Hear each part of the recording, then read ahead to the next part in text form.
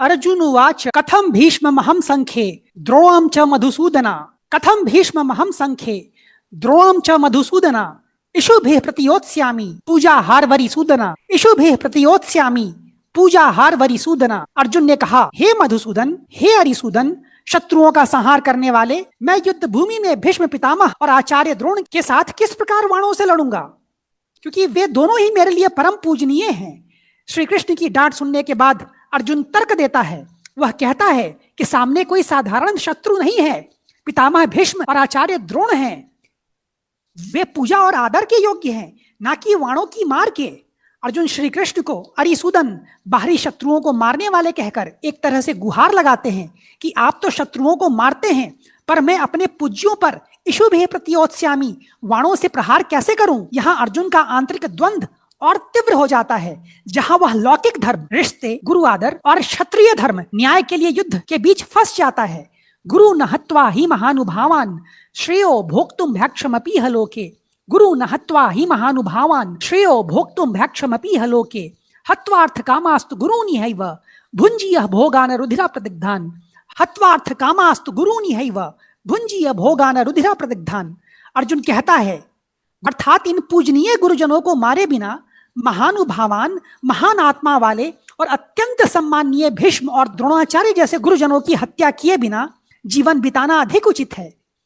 अर्जुन के अनुसार श्रेयो भोक्तुम भैक्षमपीह लोके, इस संसार में भिक्षा मांगकर जीवन निर्वाह करना भी अधिक कल्याणकारी होगा। अर्थात यदि जीवन चलाने के लिए केवल अन्न की आवश्यकता है तो वह भिक्षा से भी प्राप्त किया जा सकता है, लेकिन अपने ही पूजनीय गुरुजनों के वध के मूल पर प्राप्त राज्य और सुख स्वीकार करना उचित नहीं है। अर्जुन आगे कहता है, हत्वार्थ कामास्तु गुरूनिहैव, अर्थात यदि मैं इन गुरुजनों को मारकर अर्थ, धन, राज्य और काम, इच्छित सुखों को प्राप्त भी कर लूं तो भी वे मेरे लिए संतोष का कारण नहीं बनेंगे, क्योंकि ऐसे प्राप्त किया हुआ भोगान रुधिरा प्रदिग्धान, अर्थात वे भोग अपने ही प्रियजनों और गुरुजनों के रक्त से सने हुए होंगे। उसका बाहरी आकर्षण तो होगा, लेकिन उसके पीछे अपराध बोध, पीड़ा और मानसिक अशांति जुड़ी होगी। न चैत विद्मत कतरन्नो गरीयो यद्वा जयेम यदि वानो जयेयुः। न चैत विद्मत कतरन्नो गरीयो यद्वा जयेम यदि वानो जयेयुः। याने वह हत्वा नजये विशामः स्ते स्थिता प्रमुखे धार्त राष्ट्राः। याने वह हत्वा नजये विशामः स्ते स्थिता प्रमुखे धार्त राष्ट्राः। अर्जुन कहता है, हम यह भी नहीं जानते कि हमारे लिए क्या श्रेष्ठ है, क्या गरीय है, हम जीते या वो हमें जीते, जिन्हें मारकर हम जीना भी नहीं चाहते। नजये विशामः, वे ही धृतराष्ट्र के पुत्र धार्तराष्ट्राः हमारे सामने युद्ध के लिए खड़े हैं। यहाँ अर्जुन पूरी तरह भ्रमित हो चुका है। वह निर्णय नहीं ले पा रहा है कि युद्ध करना है, युद्ध बेहतर है, गरीय है, या युद्ध नहीं करना है। उसे अपनी जीत में भी हार दिखाई दे रही है। वह कहता है कि जिन भाइयों और संबंधियों को मारने के बाद नजये विशामः, हमारे जीने की इच्छा ही समाप्त हो जाएगी, वही धृतराष्ट्र के पुत्र और उनकी सेना हमारे सामने प्रमुखे अवस्थिताः, सामने युद्ध के मैदान में डटे हुए हैं। यह स्थिति अर्जुन के पूरी तरह दिशाहीन होने को दर्शाती है।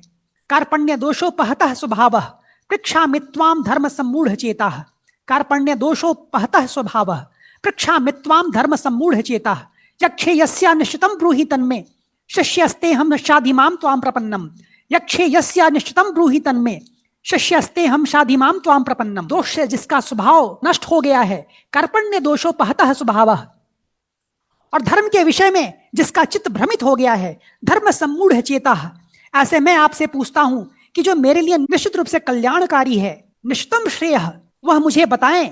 मैं आपका शिष्य हूं, शिष्यस्तेहम, आपके शरण में आया हूं, मुझे शिक्षा दीजिए, शाधिमाम। यह श्लोक पूरी गीता का एक महान मोड़ है, टर्निंग पॉइंट है। यहाँ अर्जुन अपने अहंकार को छोड़कर पूरी तरह सरेंडर कर देते हैं। वह स्वीकार करता है कि वह कार्पण्य दोषोपहतः स्वभावः, कायरता के दोष से दबे हुए स्वभाव वाला हो चुका है। वह मानता है कि वह धर्म सम्मूढ़ चेता है, यानी कर्तव्य और अकर्तव्य के निर्णय में उसका दिमाग पूरी तरह भ्रमित हो गया है। अब वह कृष्ण से कोई सामान्य सलाह नहीं मांगता, बल्कि कहता है कि यत श्रेयः स्यात् निश्चितं ब्रूहि तन्मे, जो मेरे लिए निश्चित रूप से परम कल्याणकारी हो वह मुझे बताइए। क्षणिक सुख नहीं, बल्कि जो आत्मा के लिए सही हो।